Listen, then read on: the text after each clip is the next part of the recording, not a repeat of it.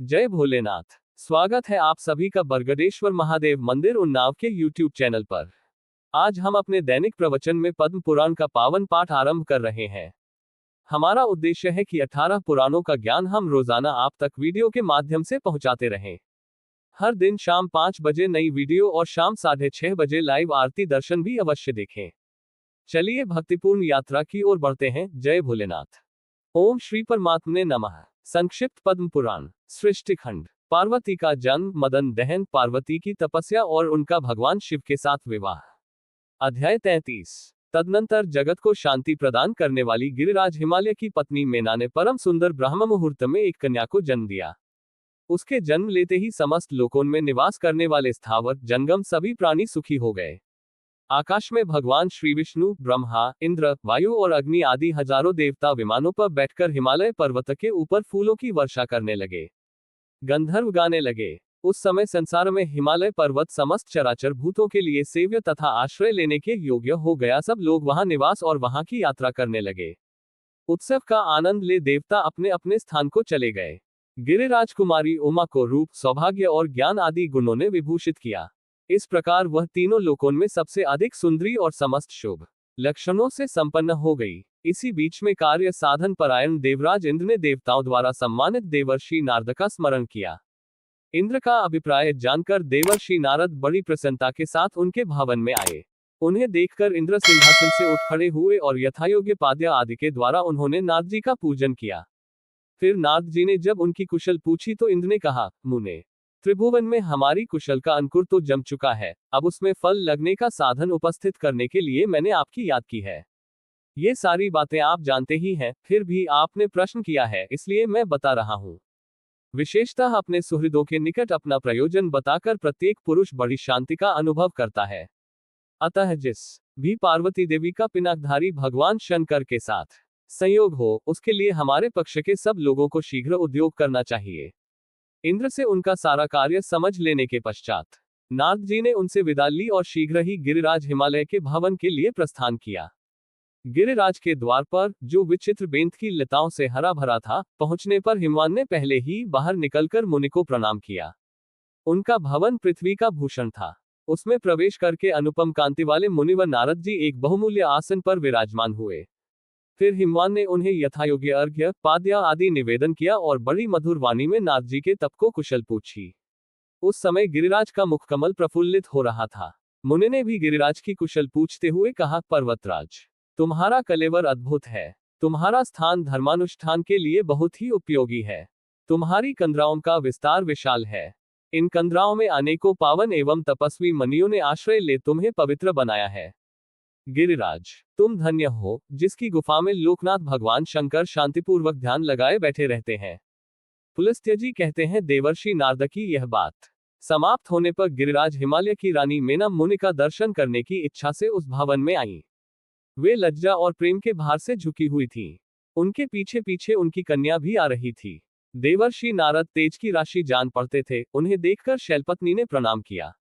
उस समय उनका मुख अंचल से ढका था और कमल के समान शोभा पाने वाले दोनों हाथ जुड़े हुए थे। अमित तेजस्वी देवर्षि ने महाभागा मेना को देखकर अपने अमृतमय आशीर्वादों से उन्हें प्रसन्न किया। उस समय गिरिराज कुमारी उमा अद्भुत रूप वाले नारद मुनि की ओर चकित चित्त से देख रही थी। देवर्षि ने स्नेहमयी वाणी में कहा, बेटी, यहाँ आओ। उनके इस प्रकार बुलाने पर उमा पिता के गले में बाहें डालकर उनकी गोद में बैठ गई। तब उसकी माता ने कहा, बेटी, देवर्षि को प्रणाम करो। उमा ने ऐसा ही किया। उसके प्रणाम कर लेने पर माता ने कौतूहलवश पुत्री के शारीरिक लक्षणों को जानने के लिए अपनी सखी के मुंह से धीरे से कहलाया, मुने, इस कन्या के सौभाग्य सूचक चिन्हों को देखने की कृपा करें। मेना की सखी से प्रेरित होकर महाभाग मुनिवर नारद जी मुस्कुराते हुए बोले, भद्रे, इस कन्या के पति का जन्म नहीं हुआ है, ये लक्षणों से रहित है। इसका एक हाथ सदा उत्तान सीधा रहेगा। इसके चरण व्यभिचारी लक्षणों से युक्त हैं, किंतु उनकी कांति बड़ी सुंदर होगी। यही इसका भविष्य फल है। नारद जी की यह बात सुनकर हिमवान भय से घबरा उठे। उनका धैर्य जाता रहा। वे आंसू बहाते हुए गद कंठ से बोले, अत्यंत दोषों से भरे हुए संसार की गति दुर्विज्ञेय है, उसका ज्ञान होना कठिन है। शास्त्रकारों ने शास्त्रों में पुत्र को नरक से त्राण देने वाला बनाकर सदा पुत्र प्राप्ति की ही प्रशंसा की है, किंतु ये बात प्राणियों को मोह में डालने के लिए है। क्योंकि स्त्री के बिना किसी जीव की सृष्टि हो ही नहीं सकती। परंतु स्त्री जाति स्वभाव से ही दीन एवं दयनीय है। शास्त्रों में यह महान फलदायक वचन अनेकों बार निसंदेह रूप से दोहराया गया है कि शुभ लक्षणों से संपन्न सुशीला कन्या 10 पुत्रों के समान है। किंतु आपने मेरी कन्या के शरीर में केवल दोषों का ही संग्रह बताया है। ओह, ये सुनकर मुझ पर मोह छा गया है, मैं सूख गया हूँ, मुझे बड़ी भारी ग्लानि और विषाद हो रहा है। मुने, मुझ पर अनुग्रह करके इस कन्या संबंधी दुख का निवारण कीजिए। देवर्षे, आपने कहा है कि इसके पति का जन्म ही नहीं हुआ है। यह ऐसा दुर्भाग्य है जिसकी कहीं तुलना नहीं है। यह अपार और दुसह दुख है। हाथों और पैरों में जो रेखाएं बनी होती हैं, वे मनुष्य अथवा देवजाति के लोगों को शुभ और अशुभ फल की सूचना देने वाली हैं, सो आपने इसे लक्षणहीन बताया है। साथ ही यह भी कहा है कि इसका एक हाथ सदा उत्तान रहेगा। परंतु उत्तान हाथ तो सदा याचकों का ही होता है, वे ही सबके सामने हाथ फैलाकर मांगते देखे जाते हैं। जिनके शुभ का उदय हुआ है, जो धन्य तथा दानशील हैं, उनका हाथ उत्तान नहीं देखा जाता। आपने इसकी उत्तम कांति बताने के साथ ही यह भी कहा है कि इसके चरण व्यभिचारी लक्षणों से युक्त है, अतः मुने, उस चिन्ह से भी मुझे कल्याण की आशा नहीं जान पड़ती। नारद जी बोले, गिरिराज, तुम तो अपार हर्ष के स्थान में दुख की बात कर रहे हो। अब मेरी यह बात सुनो। मैंने पहले जो कुछ कहा था वह रहस्यपूर्ण था। इस समय उसका स्पष्टीकरण करता हूँ, एकाग्रचित होकर श्रवण करो। हिमाचल, मैंने जो कहा था कि इस देवी के पति का जन्म नहीं हुआ है, सो ठीक ही है। इसके पति महादेव जी हैं। उनका वास्तव में जन्म नहीं हुआ है, वे अजन्मा है। भूत, भविष्य और वर्तमान जगत की उत्पत्ति के कारण वे ही हैं। वे सबको शरण देने वाले एवं शासक, सनातन, कल्याणकारी और परमेश्वर हैं। ये ब्रह्मांड उन्हीं के संकल्प से उत्पन्न हुआ है। ब्रह्माची से लेकर स्थावर पर्यंत जो ये संसार है, वह जन्म, मृत्यु आदि के दुख से पीड़ित होकर निरंतर परिवर्तित होता रहता है। किंतु महादेव जी अचल और स्थिर हैं। वे जात नहीं, जनक हैं, पुत्र नहीं, पिता हैं।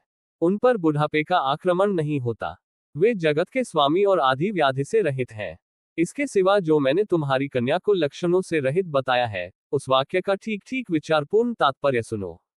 शरीर के अवयवों से जो चिन्ह या रेखाएं होती हैं, वे सीमित आयु, धन और सौभाग्य को व्यक्त करने वाली होती हैं, परंतु जो अनंत और अप्रमेय है, उसके अमित सौभाग्य को सूचित करने वाला कोई चिन्ह या लक्षण शरीर में नहीं होता।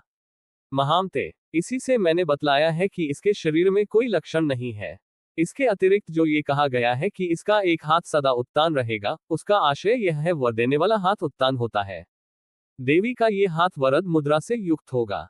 ये देवता, असुर और मुनियों के समुदाय को वर देने वाली होगी, तथा जो मैंने इसके चरणों को उत्तम कांति और व्यभिचारी लक्षणों से युक्त बताया है, उसकी व्याख्या भी मेरे मुंह से सुनो, गिरिश्रेष्ठ। इस कन्या के चरण कमल के समान अरुण रंग के हैं। इन पर नखों की उज्ज्वल कांति पड़ने से स्वच्छता, श्वेत कांति आ गई है। देवता और असुर जब इसे प्रणाम करेंगे, तब उनके किरीट में जड़ी हुई मणियों की कांति इसके चरणों में प्रतिबिंबित होगी। उस समय ये चरण अपना स्वाभाविक रंग छोड़कर विचित्र रंग के दिखाई देंगे। उनके इस परिवर्तन और विचित्रता को ही व्यभिचार कहा गया है। अतः तुम्हें कोई विपरीत आशंका नहीं करनी चाहिए। महीधर, ये जगत का भरण पोषण करने वाले वृषभध्वज महादेव जी की पत्नी है। ये संपूर्ण लोकों की जननी तथा भूतों को उत्पन्न करने वाली है। इसकी कांति परम पवित्र है। ये साक्षात शिवा है और तुम्हारे कुल को पवित्र करने के लिए ही इसने तुम्हारी पत्नी के गर्भ से जन्म लिया है। अतः जिस प्रकार यह शीघ्र ही पिनाकधारी भगवान शंकर का संयोग प्राप्त करे, उसी उपाय का तुम्हें विधिपूर्वक अनुष्ठान करना चाहिए। ऐसा करने से देवताओं का एक महान कार्य सिद्ध होगा। पुलस्त्य जी कहते हैं, राजन, नारद जी के मुंह से ये सारी बातें सुनकर मेना के स्वामी गिरिराज हिमालय ने अपना नया जन्म हुआ माना। वे अत्यंत हर्ष में भरकर बोले, प्रभो, आपने घोर और दुस्तर नरक से मेरा उद्धार कर दिया। मुने, आप जैसे संतों का दर्शन निश्चय ही अमोघ फल देने वाला होता है। इसलिए इस कार्य में मेरी कन्या के विवाह के संबंध में आप समय समय पर योग्य आदेश देते रहें, जिससे ये कार्य निर्विघ्नता पूर्वक संपन्न हो सके। गिरिराज के ऐसा कहने पर नारद जी हर्ष में भरकर बोले, शैलराज, सारा कार्य सिद्ध ही समझो। ऐसा करने से ही देवताओं का भी कार्य होगा और इसी में तुम्हारा भी महान लाभ है। यो कहकर नारद जी देवलोक में जाकर इंद्र से मिले और बोले, देवराज, आपने मुझे जो कार्य सौंपा था, उसे तो मैंने कर ही दिया, किंतु अब कामदेव के बाणों से सिद्ध होने योग्य कार्य उपस्थित हुआ है। कार्यदर्शी नारद मुनि के इस प्रकार कहने पर देवराज इंद्र ने आम की मंजरी को ही अस्त्र के रूप में प्रयोग करने वाले कामदेव का स्मरण किया। उसे सामने प्रकट हुआ देख इंद्र ने कहा, रतिवल्लभ, तुम्हें बहुत उपदेश देने की क्या आवश्यकता है, तुम तो संकल्प से ही उत्पन्न हुए हो, इसलिए संपूर्ण प्राणियों के मन की बात जानते हो। स्वर्गवासियों का प्रिय कार्य करो। मनोभव। गिरिराज कुमारी उमा के साथ भगवान शंकर का शीघ्र संयोग कराओ। इस मधुमास चैत्र को भी साथ लेते जाओ तथा अपनी पत्नी रति से भी सहायता लो। कामदेव बोला, देव, ये सामग्री मुनियों और दानवों के लिए तो बड़ी भयंकर है, किंतु इससे भगवान शंकर को वश में करना कठिन है। इंद्र ने कहा, रतिकांत, तुम्हारी शक्ति को मैं जानता हूं, तुम्हारे द्वारा इस कार्य के सिद्ध होने में तनिक भी संदेह नहीं है। इंद्र के ऐसा कहने पर कामदेव अपने सखा मधुमास को लेकर रति के साथ तुरंत ही हिमालय के शिखर पर गया।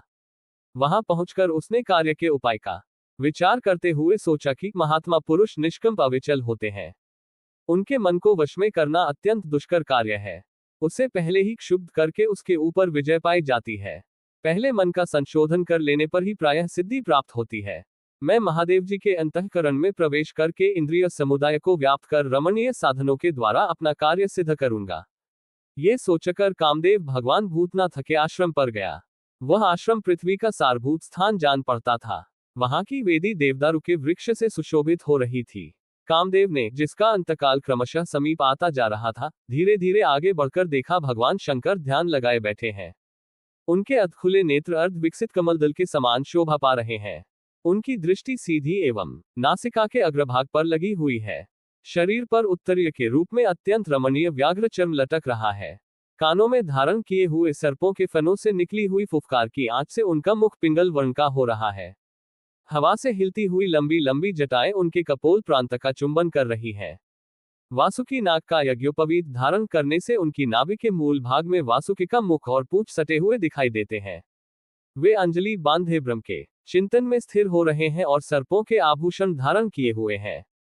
तदनंतर वृक्ष की शाखा से भ्रमर की भांति झनकार करते हुए कामदेव ने भगवान शंकर के कान में होकर हृदय में प्रवेश किया। काम का आधारभूत वह मधुर झनकार सुनकर शंकर जी के मन में रमण की इच्छा जागृत हुई और उन्होंने अपनी प्राणवल्लभा दक्ष कुमारी सती का स्मरण किया। तब स्मरण पथ में आई हुई सती उनकी निर्मल समाधि भावना को धीरे धीरे लुप्त करके स्वयं ही लक्ष्य स्थान में आ गई और उन्हें प्रत्यक्ष रूप में उपस्थित सी जान पड़ी। फिर तो भगवान शिव उनकी सुध में तन्मय हो गए। इस आकस्मिक विघ्न ने उनके अंतःकरण को आवृत कर लिया। देवताओं के अधीश्वर शिव क्षण भर के लिए कामजनित विकार को प्राप्त हो गए, किंतु यह अवस्था अधिक देर तक न रही। कामदेव का कुचक्र समझकर उनके हृदय में कुछ क्रोध का संचार हो आया। उन्होंने धैर्य का आश्रय लेकर कामदेव के प्रभाव को दूर किया और स्वयं योगमाया से आवृत होकर दृढ़तापूर्वक समाधि में स्थित हो गए।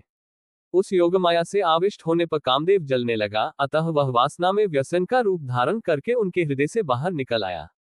बाहर आकर वह एक स्थान पर खड़ा हुआ। उस समय उसकी सहायिका रति और सखा वसंत इन दोनों ने भी उसका अनुसरण किया। फिर मदन ने आम की मोरक का मनोहर गुच्छ लेकर उसमें मोहनास्त्र का आधान किया और उसे अपने पुष्प में धनुष पर रखकर तुरंत ही महादेव जी की छाती में मारा। इंद्रियों के समुदाय रूप हृदय के बिंद जाने पर भगवान शिव ने कामदेव की ओर दृष्टिपात किया। फिर तो उनका मुख क्रोध के आवेग से निकलते हुए घोर हुंकार के कारण अत्यंत भयानक हो उठा। उनके तीसरे नेत्र में आग की ज्वाला प्रज्वलित हो उठी। रौद्र शरीरधारी भगवान रुद्र का वह नेत्र ऐसा भयंकर दिखाई देने लगा, मानो संसार का संहार करने के लिए खुला हो। मदन पास ही खड़ा था। महादेव जी ने उस नेत्र को फैलाकर मदन को ही उसका लक्ष्य बनाया। देवता लोग त्राही त्राही कहकर चिल्लाते ही रह गए और मदन उस नेत्र से निकली हुई चिनगारियों में पड़कर भस्म हो गया। कामदेव को दग्ध करके वह आग समस्त जगत को जलाने के लिए बढ़ने लगी। ये जानकर भगवान शिव ने उस कामाग्नि को आम के वृक्ष, वसंत, चंद्रमा, पुष्प समूह, भ्रमर तथा कोयल के मुख में बांध दिया। महादेव जी बाहर और भीतर भी कामदेव के बाणों से विद्ध थे, इसलिए उपर्युक्त स्थानों में उस अग्नि का विभाग करके वे उनमें से प्रत्येक को प्रज्वलित कामाग्नि के ही रूप में देखने लगे। वह कामाग्नि संपूर्ण लोक को क्षोभ में डालने वाली है, उसके प्रसार को रोकना कठिन होता है। कामदेव को भगवान शिव के हुकार की ज्वाला से भस्म हुआ देख रति उसके सखा वसंत के साथ जोर जोर से रोने लगी। फिर वह त्रिनेत्रधारी भगवान चंद्रशेखर की शरण में गई और धरती पर घुटने टेककर स्तुति करने लगी। रति बोली, जो सबके मन है, ये जगत जिनका स्वरूप है और जो अद्भुत मार्ग से चलने वाले हैं, उन कल्याणमय शिव को नमस्कार है। जो सबको शरण देने वाले तथा प्राकृत गुणों से रहित है, उन भगवान शंकर को नमस्कार है। नाना लोकों में समृद्धि का विस्तार करने वाले शिव को नमस्कार है। भक्तों को मनोवांछित वस्तु देने वाले महादेव जी को प्रणाम है। कर्मों को उत्पन्न करने वाले महेश्वर को नमस्कार है। प्रभु, आपका स्वरूप अनंत है, आपको सदा ही नमस्कार है। देव, आप ललाट में चंद्रमा का चिन्ह धारण करते हैं, आपको नमस्कार है। आपकी लीलाएं असीम है, उनके द्वारा आपकी उत्तम स्तुति होती रहती है। वृषभराज नंदी आपका वाहन है।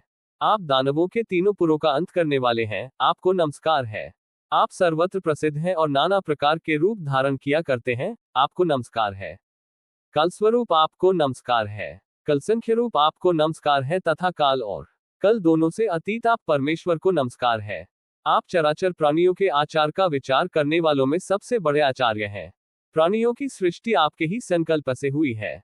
आपके ललाट में चंद्रमा शोभा पाते हैं। मैं अपने प्रियतम की प्राप्ति के लिए सहसा आप महेश्वर की शरण में आई हूँ। भगवान, मेरी कामना को पूर्ण करने वाले और यश को बढ़ाने वाले मेरे पति को मुझे दे दीजिए। मैं उनके बिना जीवित नहीं रह सकती। पुरुषेश्वर, प्रिया के लिए प्रियतम ही नित्य सेव्य है, उससे बढ़कर संसार में दूसरा कौन है। आप सबके प्रभु, प्रभावशाली तथा प्रिय वस्तुओं की उत्पत्ति के कारण हैं। आप ही इस भुवन के स्वामी और रक्षक हैं। आप परम दयालु और भक्तों का भय दूर करने वाले हैं। पुलस्त्य कहते हैं, कामदेव की पत्नी रतिके इस प्रकार स्तुति करने पर मस्तक पर चंद्रमा का मुकुट धारण करने वाले भगवान शंकर उसकी ओर देखकर मधुर वाणी में बोले, सुंदरी, समय आने पर यह कामदेव शीघ्र ही उत्पन्न होगा। संसार में इसकी अनंत के नाम से प्रसिद्धि होगी। भगवान शिव के ऐसा कहने पर कामवल्लभारती उनके चरणों में मस्तक झुकाकर हिमालय के दूसरे उपवन में चली गई। उधर नारद जी के कथनानुसार हिमवान अपनी कन्या को वस्त्राभूषणों से विभूषित करके उसकी दो सखियों के साथ भगवान शंकर के समीप ले आ रहे थे। मार्ग में रति के मुख से मदन दहन का समाचार सुनकर उनके मन में कुछ भय हुआ। उन्होंने कन्या को लेकर अपनी पुरी में लौट जाने का विचार किया। ये देख संकोचशीला पार्वती ने अपनी सखियों के मुख से पिता को कहलाया, तपस्या से अभीष्ट वस्तु की प्राप्ति होती है। तप करने वाले के लिए कुछ भी दुर्लभ नहीं है। संसार में तपस्या जैसे साधन के रहते लोग व्यर्थ ही दुर्भाग्य का भार ढोते हैं। अतः अपनी अभीष्ट वस्तु को प्राप्त करने की इच्छा से मैं तपस्या ही करूंगी। ये सुनकर हिमवान ने कहा, बेटी उपमा, ऐसा न करो। तुम अभी चपल बालिका हो। तुम्हारा शरीर तपस्या का कष्ट सहन करने में समर्थ नहीं है। बाले, जो बात होने वाली होती है वह होकर ही रहती है, इसलिए तुम्हें तपस्या करने की कोई आवश्यकता नहीं है। अब घर को ही चलूंगा और वहीं इस कार्य की सिद्धि के लिए कोई उपाय सोचूंगा। पिता के ऐसा कहने पर भी जब पार्वती घर जाने को तैयार नहीं हुई, तब हिमवान ने मन ही मन अपनी पुत्री के दृढ़ निश्चय की प्रशंसा की। इसी समय आकाश में दिव्य वाणी प्रकट हुई, जो तीनों लोकों में सुनाई पड़ी। वह इस प्रकार थी, गिरिराज, तुमने उपमा कहकर अपनी पुत्री को तपस्या करने से रोका है, इसलिए संसार में इसका नाम उमा होगा। यह मूर्तिमती सिद्धि है, अपनी अभिलषित वस्तु को अवश्य प्राप्त करेगी। यह आकाशवाणी सुनकर हिमवान ने पुत्री को तप करने की आज्ञा दे दी और स्वयं अपने भवन को चले गए। पार्वती अपनी दोनों सखियों के साथ हिमालय के उस प्रदेश में गई, जहां देवताओं का भी पहुंचना कठिन था। वहां का शिखर परम पवित्र और नाना प्रकार की धातुओं से विभूषित था। सब और दिव्य पुष्प और लताएं फैली थीं, वृक्षों पर भ्रम गुंजार कर रहे थे। वहां पार्वती ने अपने वस्त्र और आभूषण उतारकर दिव्य वल्कल धारण कर लिए। कटे में कुशों की मेखला पहन ली। वह प्रतिदिन 3 बार स्नान करती और गुलाब के फूल चबाकर रह जाती थी। इस प्रकार उसने 100 वर्षों तक तपस्या की।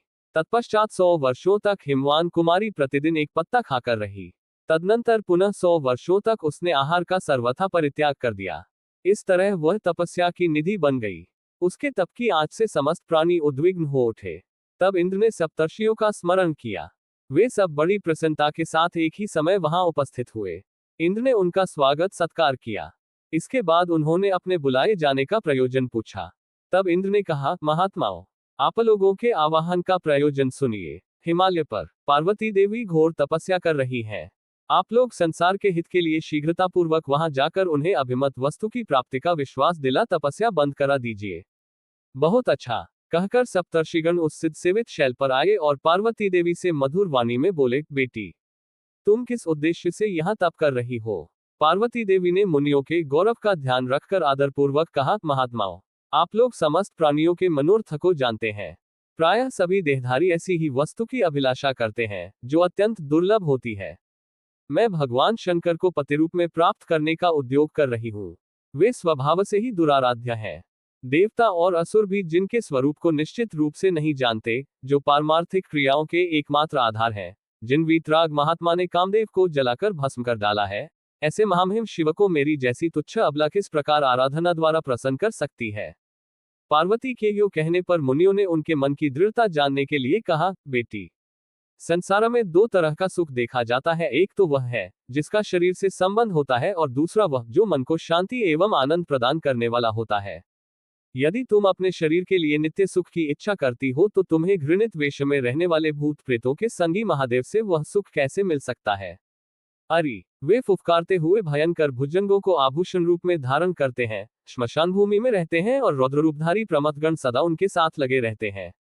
उनसे तो लक्ष्मीपति भगवान श्री विष्णु कहीं अच्छे हैं। वे इस जगत के पालक हैं। उनके स्वरूप का कहीं और छोर नहीं है तथा वे यज्ञभोगी देवताओं के स्वामी हैं। तुम उन्हें पाने की इच्छा क्यों नहीं करती? अथवा दूसरे किसी देवता को पाने से भी तुम्हें मानसिक सुख की प्राप्ति हो सकती है। जिस वर को तुम चाहती हो उसके पाने में ही बहुत क्लेश है। यदि कदाचित प्राप्त भी हो गया तो वह निष्फल वृक्ष के समान है, उससे तुम्हें सुख नहीं मिल सकता। उन श्रेष्ठ मुनियों के ऐसा कहने पर पार्वती देवी कुपित हो उठी, उनके ओठ फड़कने लगे और वे क्रोध से लाल आंखें करके बोली, महर्षियों, दुराग्रही के लिए कौन सी नीति है? जिनको समझ उल्टी है उन्हें आज तक किसने राह पर लगाया है? मुझे भी ऐसी ही जानिए। अतः मेरे विषय में अधिक विचार करने की आवश्यकता नहीं है। आप सब लोग प्रजापति के समान हैं, सब कुछ देखने और समझने वाले हैं, फिर भी यह निश्चय है कि आप उन जगत प्रभु सनातन देव भगवान शंकर को नहीं जानते। वे अजन्मा ईश्वर और अव्यक्त हैं। उनकी महिमा का माप तौल नहीं है। उनके अलौकिक कर्मों का उत्तम रहस्य समझना तो दूर रहा, उनके स्वरूप का बोध भी आवृत है। श्री विष्णु और ब्रह्मा आदि देवेश्वर भी उन्हें यथार्थ रूप से नहीं जानते। ब्रह्मर्षियों, उनका आत्मा वैभव समस्त भुवनों में फैला हुआ है, संपूर्ण प्राणियों के सामने प्रकट है, क्या उसे भी आप लोग नहीं जानते? बताइए तो, यह आकाश किसका स्वरूप है? यह अग्नि, ये वायु किसकी मूर्ति है? पृथ्वी और जल किसके विग्रह हैं? तथा ये चंद्रमा और सूर्य किसके नेत्र हैं? पार्वती देवी की बात सुनकर सप्तर्षिगण वहां से उस स्थान पर गए जहां भगवान शिव विराजमान थे। उन्होंने भक्तिपूर्वक नमस्कार करके भगवान से कहा, स्वर्ग के अधीश्वर महादेव, आप दयालु देवता हैं। गिरिराज हिमालय की पुत्री आपके लिए तपस्या कर रही है। हम लोग उसका मनोरथ जानकर आपके पास आए हैं। आप योगमाया, महिमा और गुणों के आश्रय हैं। आपको अपने निर्मल ऐश्वर्य पर गर्व नहीं है। शरीरधारियों में हम लोग अधिक पुण्यवान हैं जो कि ऐसे महिमाशाली आपका दर्शन कर रहे हैं। ऋषियों के रमणीय एवं हितकर वचन सुनकर वागीश्वरों में श्रेष्ठ भगवान शंकर मुस्कुराते हुए बोले, मुनिव्रो, मैं जानता हूं लोक रक्षा की दृष्टि से वास्तव में ये कार्य बहुत उत्तम है, किंतु इस विषय में मुझे हिमवान पर्वत से ही आशंका है। शायद वे मेरे साथ अपनी कन्या के विवाह की बात स्वीकार न करें। इसमें संदेह नहीं कि जो लोग कार्यसिद्धि के लिए उद्यत होते हैं वे सभी उत्कंठित रहा करते हैं। उत्कंठा होने पर बड़े बड़े महात्माओं के चित्त में भी उतावली पड़ जाती है। तथापि विशिष्ट व्यक्तियों को लोक मर्यादा का अनुसरण करना ही चाहिए, क्योंकि इससे धर्म की वृद्धि होती है और परवर्ती लोगों के लिए भी आदर्श उपस्थित होता है। के ऐसा कहने पर सप्तर्षिगण तुरंत हिमालय के भवन में गए। वहां हिमवान ने बड़े आदर के साथ उनका पूजन किया। उससे प्रसन्न होकर वे मुनिश्रेष्ठ उतावली के कारण संक्षेप से बोले, गिरिराज, तुम्हारी पुत्री के लिए साक्षात पिनाकधारी भगवान शंकर तुमसे याचना करते हैं। अतः तुम अपनी पुत्री भगवान श्री शंकर को समर्पित करके अपने को पावन बनाओ। ये देवताओं का कार्य है। जगत का उद्धार करने के लिए ही यह उद्योग किया जा रहा है। उनके ऐसा कहने पर हिमवान आनंद विभोर हो गए। तब वे को साथ ले पार्वती के आश्रम पर गए। उमा तपस्या के कारण तेजोमय दिखाई दे रही थी। उसने अपने तेज से सूर्य और अग्नि की ज्वाला को भी परास्त कर दिया था। मुनियों ने जब स्नेहपूर्वक उसका मनोगत भाव पूछा तो उस मानिनी ने ये सारगर्भित वचन कहा, मैं पिनाकधारी भगवान रुद्र के सिवा दूसरे किसी को नहीं चाहती। वे ही छोटे बड़े सब प्राणियों में आत्मा रूप से स्थित हैं, वे ही सबको समृद्धि प्रदान करने वाले हैं। धीरता और ऐश्वर्य आदि गुण उन्हीं में शोभा पाते हैं। वे तुलना रहित महान प्रमाण हैं, उनके सिवा दूसरी कोई वस्तु है ही नहीं। ये सारा जगत उन्हीं से उत्पन्न होता है। जिनका ऐश्वर्य आदि अंत से रहित है, उन्हीं भगवान शंकर की शरण में मैं आई हूँ। पार्वती देवी के ये वचन सुनकर वे मुनिश्रेष्ठ बहुत प्रसन्न हुए। उनके नेत्रों में आनंद के आंसू उमड़ आए और उन्होंने तपस्विनी गिरिजा की प्रशंसा करते हुए मधुर वाणी में कहा, अहो, बड़ी अद्भुत बात है बेटी, तुम निर्मल ज्ञान की मूर्ति सी जान पड़ती है और श्री शंकर जी में दृढ़ अनुराग रखने के कारण हमारे अंतःकरण को अत्यंत प्रसन्न कर रही हो। हम भगवान शिव के अद्भुत ऐश्वर्य को जानते हैं, केवल तुम्हारे निश्चय की दृढ़ता जानने के लिए यहाँ आए थे। अब तुम्हारी यह कामना शीघ्र ही पूरी होगी। अपने इस मनोहर रूप को तपस्या की आग में न जलाओ। कल प्रातःकाल भगवान शंकर स्वयं आकर तुम्हारा पानी ग्रहण करेंगे। हम लोग पहले आकर तुम्हारे पिताजी से भी प्रार्थना कर चुके हैं। अब तुम अपने पिता के साथ घर जाओ, हम भी अपने आश्रम को जाते हैं। उनके इस प्रकार कहने पर पार्वती यह सोचकर कि तपस्या का यथार्थ फल प्राप्त हो गया, तुरंत ही पिता के शोभा संपन्न दिव्य भवन में चली गई। वहां जाने पर गिरिजा के हृदय में भगवान शंकर के दर्शन की प्रबल उत्कंठा जागृत हुई, अतः उसे वह रात 1000 वर्षों के समान जान पड़ी। तदनंतर ब्राह्म मुहूर्त में उठकर सखियों ने पार्वती का मांगलिक कार्य करना आरंभ किया। क्रमशः नाना प्रकार के मंगल विधान यथार्थ रूप से संपन्न किए गए। सब प्रकार की कामनाएं पूर्ण करने वाली ऋतुएं मूर्तिमान होकर गिरिराज हिमालय की उपासना करने लगी। सुखदायिनी वायु झाड़ने बुहारने के काम में लगी थी। चिंतामणि आदि रत्न, तरह तरह की लताएं तथा कल्पतरु आदि बड़े बड़े वृक्ष भी वहां सब और उपस्थित थे। दिव्य औषधियों के साथ साधारण औषधियां भी दिव्य देह धारण करके सेवा में संलग्न थी। रस और धातुएं भी वहां दास दासी का काम करती थी। नदियां, समुद्र तथा स्थावर जंगम सभी प्राणी मूर्तिमान होकर हिमवान की महिमा बढ़ा रहे थे। दूसरी ओर निर्मल शरीर वाले देवता, मुनि, नाग, यक्ष, गंधर्व और किन्नरगण श्री शंकर जी के श्रृंगार की सारी सामग्री सजाए गंधमादन पर्वत पर उपस्थित हुए। ब्रह्मा जी ने श्री शंकर जी के जटाजूट में चंद्रमा की कला सजाई। भगवान श्री विष्णु रत्न के बने कर्णभूषण, उज्ज्वल कंठहार और भुजंगमय आभूषण लेकर श्री शंकर जी के सामने उपस्थित हुए। अन्य देवताओं ने मन के समान वेग वाले शिववाहन नंदी को भी विभूषित किया। भांति भांति की श्रृंगार सामग्रियों से श्री शंकर जी को सुसज्जित करके उन्हें सुंदर आभूषण पहनाकर भी देवताओं की व्यग्रता अभी दूर नहीं हुई। वे शीघ्र से शीघ्र वैवाहिक कार्य संपन्न कराना चाहते थे। पृथ्वी देवी भी सर्वथा व्यग्र थी। वे मनोरम रूप धारण करके उपस्थित हुई और नूतन तथा सुंदर रस और औषधियां प्रदान करने लगी। साक्षात वरुण रत्न, आभूषण तथा भांति भांति के रत्नों के बने हुए विचित्र विचित्र पुष्प लेकर उपस्थित हुए। समस्त देहधारियों के भीतर रहकर सब कुछ जानने वाले अग्निदेव भी परम पवित्र सोने के दिव्य आभूषण लेकर विनीत भाव से सामने आए। वायु सुगंध बिखेरती हुई मंद मंद गति से प्रवाहित होने लगी, जिससे उसका स्पर्श भगवान शंकर को सुखद प्रतीत हो। वज्र से सुसज्जित देवराज इंद्र ने बड़ी प्रसन्नता के साथ अपने हाथों में भगवान शिव का छत्र ग्रहण किया। वह छत्र अपने उज्ज्वल प्रकाश से चंद्रमा की किरणावलियों का उपहास कर रहा था। गंधर्व और किन्नर अत्यंत मधुर बाजों की ध्वनि करते हुए गान करने लगे। मुहूर्त और ऋतुएं मूर्तिमान होकर गान और नृत्य करने लगी। भगवान शंकर हिमवान के नगर में पहुंचे। उनके चंचल प्रमथगण हिमालय का आलोडन करते हुए वहां स्थित हुए। तत्पश्चात विश्वविधाता ब्रह्मा जी तथा भगवान शंकर क्रमशः विवाह मंडप में विराजमान हुए। शिव ने अपनी पत्नी उमा के साथ शास्त्रोक्त रीति से वैवाहिक कार्य संपन्न किया। गिरिराज ने उन्हें अर्घ्य दिया और देवताओं ने विनोद के द्वारा उन्हें प्रसन्न किया। शिव ने पत्नी के साथ वह रात्रि वहीं व्यतीत की। सवेरे देवताओं के स्तवन करने पर वे उठे और गिरिराज से विदा ले वायु के समान वेगशाली नंदी पर सवार हो पत्नी सहित मंद्राचल को चले गए। उमा के साथ भगवान नीललोहित के चले जाने पर हिमवान का मन कुछ उदास हो गया। क्यों ना हो, कन्या की विदाई हो जाने पर भला किस पिता का हृदय व्याकुल नहीं होता। आशा है आज का पद्म पुराण पाठ आपके जीवन में शांति और आशीर्वाद लाएगा। कृपया चैनल को लाइक, शेयर और सब्सक्राइब अवश्य करें। शाम 6:30 बजे लाइव आरती दर्शन में जरूर जुड़ें। फिर मिलेंगे कल शाम 5 बजे एक नए अध्याय के साथ। जय भोलेनाथ।